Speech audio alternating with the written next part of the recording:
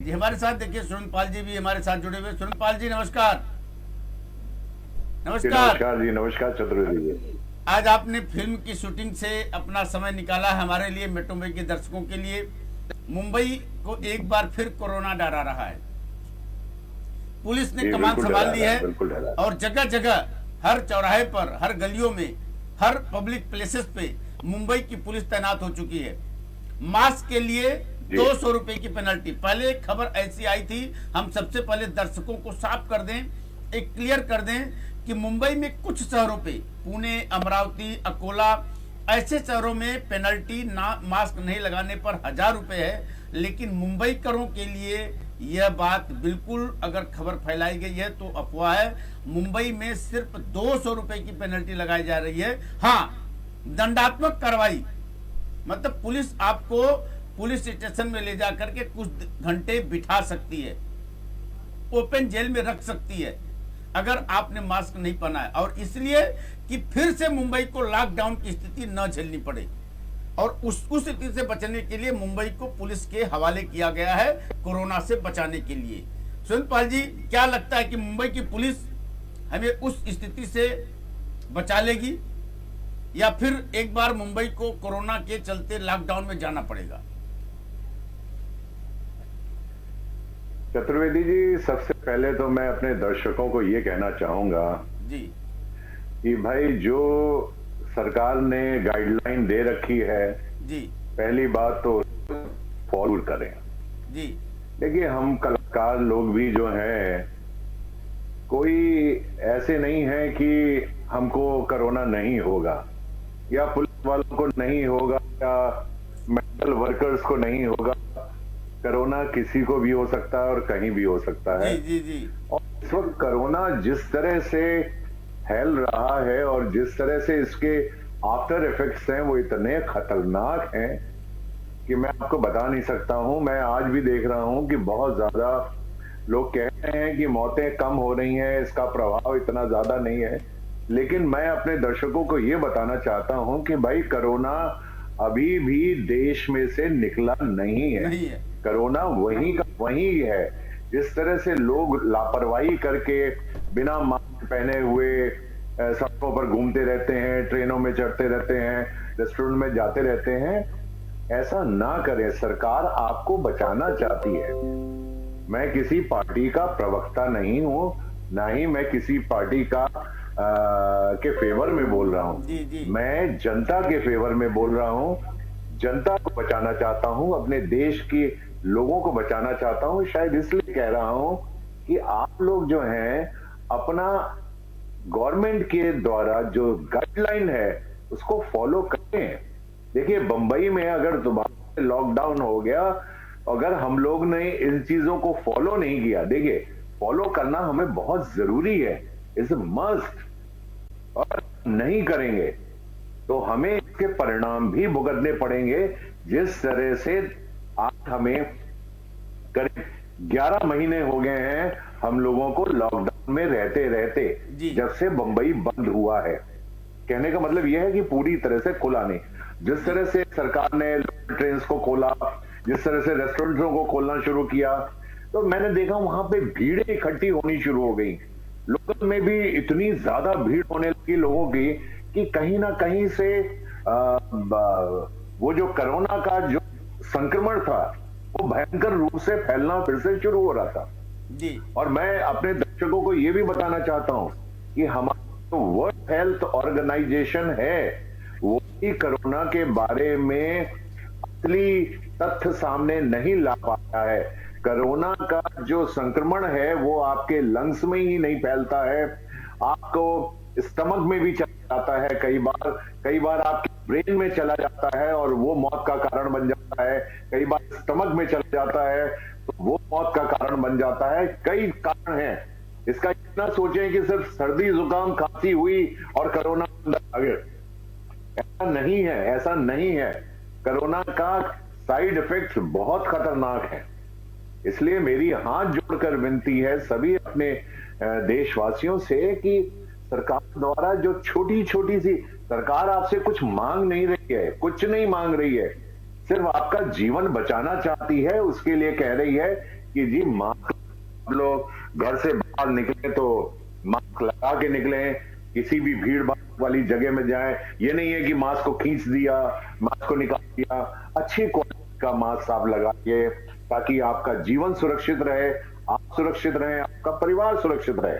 जी और जी सुरेंद्र पाल जी, मुझे लग रहा है कि आप अगर अपील कर रहे हैं, आप चूंकि महाभारत के गुरु द्रोणाचार्य, आपने पांडवों को शिक्षा दी थी, और जहां तक मैं देख रहा हूं कि जब कोरोना हुआ था, जब कोरोना का लॉकडाउन चला था, तो लोगों ने, पूरी देश की जनता ने दूरदर्शन पे उस महाभारत को फिर से चलाने की अपील की थी, बड़ी अपील हुई थी। और उस दौरान सबके जो डिप्रेशन से बचाने का काम महाभारत में आप लोगों का जो रोल है, अदा है, वो किया उन लोगों ने, लोगों को काफी उबारा उससे।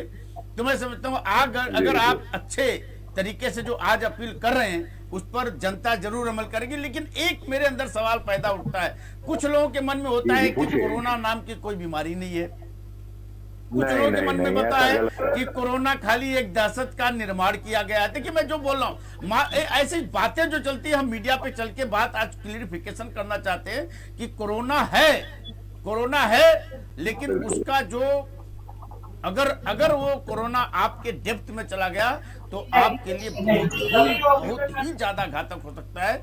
इसलिए उससे बचने के लिए सारे उपाय हो रहे हैं। जिंदगी, एक एक जिंदगी अनमोल है, न जाने हमारे में से कौन इस देश का राष्ट्रपति बने, कौन प्रधानमंत्री बने। सुरेंद्र पाल जी, एक चीज हम आपसे जानना चाहेंगे, जैसे महाराष्ट्र सरकार बोल रही है कि 8 दिन का हम समय लेते हैं जनता से, 8 दिन में आप लोग तय करें कि लॉकडाउन लगेगा या नहीं। पुलिस को लगा दिया गया है, क्या जनता के ऊपर जवाबदारी थोप करके महाराष्ट्र की सरकार अपनी जिम्मेदारियों से भागना चाहती है? देखिए, महाराष्ट्र की सरकार भी जो है वो इस वक्त जो है कोई भी राजनीति नहीं कर रहा है जी। इस वक्त लोगों में जागरूकता करने के लिए एक तरीका अपना रहे हैं, जिससे कि लोग जो है बहुत सीरियसली ले। जी। हमारे यहाँ जो है कोरोना समझ रहे हैं कि कुछ नहीं है, अब आया था थोड़े दिनों के लिए, चाइना से आया था, इंडिया में आया और उसने सबको प्रणाम किया कि भैया मैं जा रहा हूँ वापस चाइना, और वो चला गया। तो लोग जो घूमने लगे और ऐसे में लगे मुंह खोल के आराम से। तो मैं ये बताना चाहता हूँ जनता को और लोगों से अपील कर रहा हूँ कि भैया अगर किसी की बात नहीं सुन सकते तो द्रोणाचार्य की तो बात सुन लो, मेरे सुनो। जी, मैंने यही बोला कि अगर द्रोणाचार्य करेंगे जी, आप जो है प्लीज चीजें, सरकार आपसे बहुत बड़ी चीज कुछ नहीं मांग रही है। और याद रखिए, जिस दिन हम लोग कोरोना को, कुछ लोग कहते हैं ये राजनीति है, ये कुछ बीमारी संक्रमण नहीं है, ये बीमारी है। लेकिन मैं लोगों को ये बताना चाहता हूं कि भाई ये बीमारियां जो हैं 100 साल पहले हुई हैं, बहुत अलग अलग रूपों में संक्रमण आई है देश में, और जिससे इंसान ने लड़ाई लड़ी है और लड़के एंड में इंसान ही जीता है। जी लेकिन हाँ, वो हारे हैं जी, बीमारी हारी है। और आज भी यदि आप लोग, हमारी पॉपुलेशन, जब देश आजाद 1947 में चतुर्वेदी जी, तब हमारी देश की जनसंख्या थी 37 करोड़, 37 करोड़ के लगभग थी, कुछ मुझे अच्छी तरह से डेटा नहीं है, लेकिन आज हम 130 करोड़ पहुंच चुके हैं। हमारी जनसंख्या बहुत बढ़ चुकी है, और बढ़ी हुई जनसंख्या में हमें इस कोरोना को कंट्रोल करना सरकार के बहुत बड़ी चुनौती के रूप में आ गया है। और सरकार कर रही है, मैं ये नहीं कहूंगा इस बारे में कि कहीं कोई राजनीति कर रहा है, कोई भी किसी की जान से नहीं खेलना चाहता है, हर आदमी अपने देशवासियों को बचाना चाहते हैं, और महाराष्ट्र की सरकार भी देशवासियों को बचाना चाहती है, और इसलिए अपील कर रही है कि कृपया करके ऐसा करें, अन्यथा आप लोगों को फिर भी वही दंड दिया जाए। जिस तरह कहते हैं स्कूल में बच्चों जब गलतियां करते हैं तो उनको दंड रूप दिया जाता है, इसी तरह लोगों जो है पुलिस के द्वारा, अब देखिए पुलिस को ये काम पुलिस का नहीं है मास्क लगाना, लेकिन पुलिस को जिम्मेदारी दे रखी है सब। पुलिस क्या क्या करेगी? पुलिस कोई आदमी कोरोना का पेशेंट जब मर जाता है तो उसकी लाश को कोई जलाने वाले उसके रिश्तेदार नहीं आते, तो पुलिस मिलके उसको जलाने जाती है। सब ये सारे पुलिस करेगी। पुलिस का लॉ एंड ऑर्डर नहीं है क्या देश के अंदर जिसको देखेगी? लेकिन अब हमको थोड़ा सा स्ट्रिक्ट होकर कड़क दिखा के जनता को वो जागरूक करना है कि भाई जो है गाइडलाइन को फॉलो करो। थोड़ा सा अगर आप बचेंगे तो आपके अड़ोसी पड़ोसी बचेंगे, अगर अड़ोसी पड़ोसी बचेंगे तो आपका शहर बचेगा, शहर बचेगा तो पूरा देश बचेगा। सवाल ये है, ये संक्रमण एक से दूसरे में बहुत जल्दी फैलता है। गया नहीं है कोरोना का संक्रमण, नहीं गया ना ही कोरोना कह रहे हैं नहीं कोरोना जो है कमजोर पड़ गया नहीं सर, कोई अभी भी उतना ही है। लेकिन आप लोग को चाहिए कि हम लोग जो है कम से कम थोड़ी डरे नहीं, लेकिन हमें प्रिकॉशंस तो लेना चाहिए। हम ये कहते हैं हम डरा नहीं रहे हैं, आपको बिल्कुल नहीं डरा रहे, लेकिन जागरूकता तो पैदा कर सकते हैं। हम लोगों को ये तो कह सकते हैं कि 2021 तक आपको मास्क लगाना ही पड़ेगा, कीमत पे पड़ेगा। अगर आप और आपका परिवार यदि सेफ रहना चाहता है तो इन चीजों का पालन करें, गाइडलाइन को फॉलो करें, सरकार द्वारा की गई चीजों के बारे में सोचें। हमारा साधन नहीं है बचाने के लिए लोगों को, हमारी जनसंख्या हमको मार रही है सर।